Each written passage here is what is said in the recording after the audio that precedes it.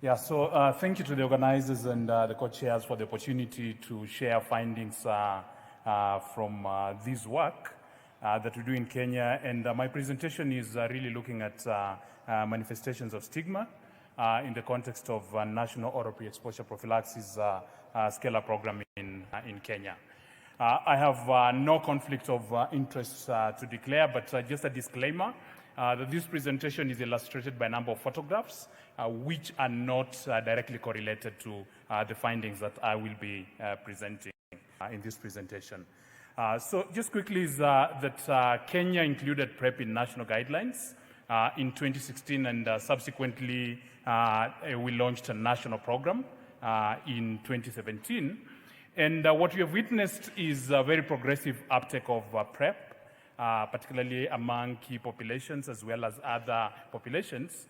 But also significantly, there's been slow uptake among some subpopulations, for example, adolescent girls and young women.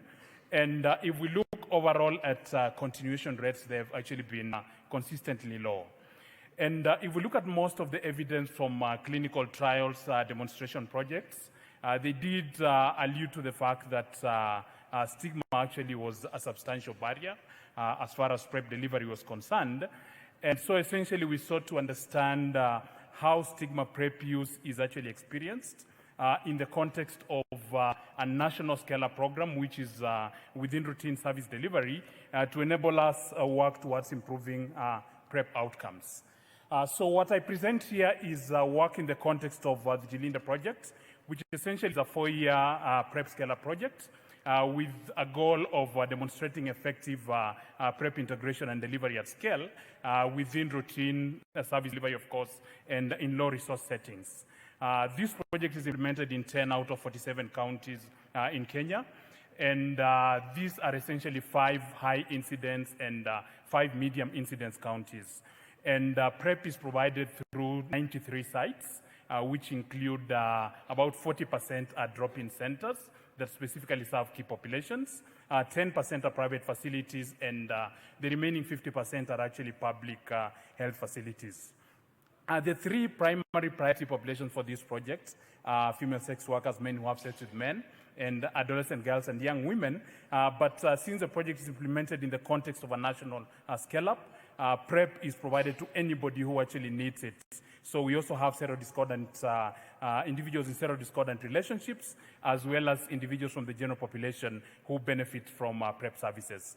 And this project anticipated enrolling about slightly less than 21,000 individuals on PrEP. As we speak now, I know we are far much above that anticipated enrollment. So in terms of methods, this was a qualitative study that was nested within the implementation science research in this project. We collected data between October 2017 and November 2018. That was essentially 22 focus group discussions and 30 in-depth interviews. And the aim of this study was to understand the barriers and facilitators to both PrEP uptake and continuation, and we obtained the relevant ethical approval. And we essentially sampled both former PrEP clients who had discontinued their PrEP use, current PrEP users, as well as potential PrEP users from the 3 primary subpopulations I talked about.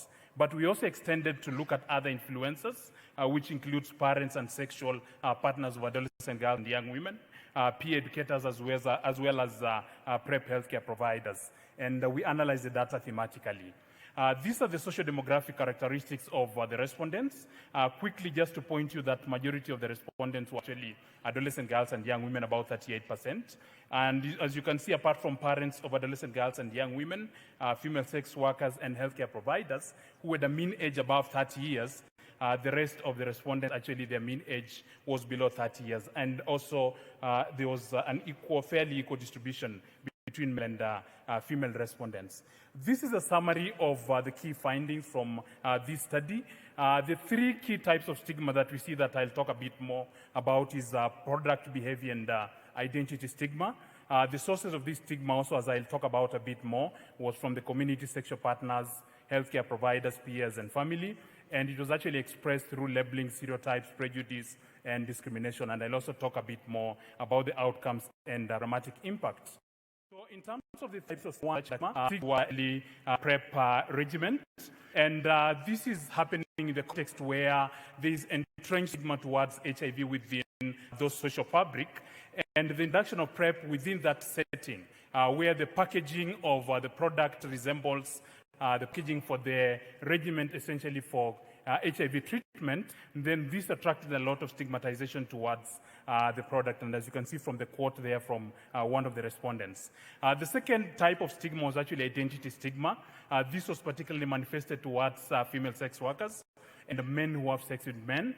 And these findings are actually situated within a context where same-sex relationships and sex work is actually criminalized within the country, and also the broader social fabric is actually less accommodative, and as a result we see there was identity stigma which was perpetuated towards these populations, both from care providers as well as from the surrounding community. You can see from some of the quotes actually from some of the study participants.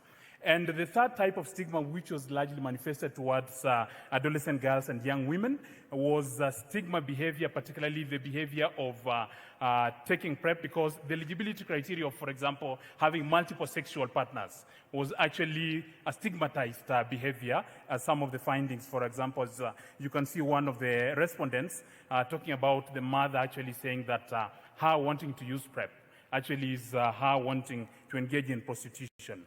Then in terms of the sources of stigma, stigma actually came from different sources. So there was enacted stigma from peers, from sexual partners, from the family healthcare providers, as well as from the community. But we also saw there was both vicarious as well as internalized and perceived stigma by the users themselves, as actually depicted in that particular diagram. How this stigma was actually expressed, one was prejudice. And a lot of this prejudice was actually from healthcare providers, particularly towards female sex workers and towards MSM. But we also see discrimination, where particularly when PrEP clients go to the facilities, providers see that as additional work, so they actually made to wait first, so they can see the other clients, reduce probably the workload before they can actually serve the PrEP clients. We also saw a lot of stereotypes perpetuated from different sources, particularly within the community, where PrEP use is actually being likened to actually a promotion of promiscuity as well as labeling. And there was largely two types of labeling, being labeled as being promiscuous or being labeled as being HIV positive, simply because the product resembled the regimen that's actually used for HIV treatment. So in terms of what were the key client outcomes as a result of this, one, there was both fear of, as well as clients who actually experienced intimate partner violence. And as you can see, the quote there is actually a client who actually expressed fear because she was in a transactional relationship with a much older sexual partner. There was also fear of rejection, both from the intimate sexual partners, from family, as well as from community. There was provider discrimination, which the findings have already talked about. There was also loss of business, particularly among female sex workers, and in two forms: either if clients saw the PrEP regimen, or some of their peers would actually use that to gain competitive advantage by actually disclosing their PrEP use to some of the particularly regular partners, sexual partners of female sex workers. And finally, there was actually shame around PrEP use and reputational damage. So because of this, we see a lot of clients actually disguise their PrEP use. So in terms of the programmatic impact, what we see is that largely this influenced a lot of PrEP uptake among adolescent girls and young women who feared actually taking PrEP because of stigma. But among key populations, this strongly influenced continuation. And as you can see from some of the quotes, actually, we have a number of clients who are actually stopping their PrEP use as a result of stigma. So in conclusion, stigma was actually a major contribution to people's choices around PrEP initiation and continuation. And as you've seen there, it was actually either stigma about the product, stigma towards the client product, the client's behavior, or stigma towards the client's identity. And you've seen that while this stigma was manifested differently for these diverse populations, it was actually described equally as a major barrier to both uptake and continuation.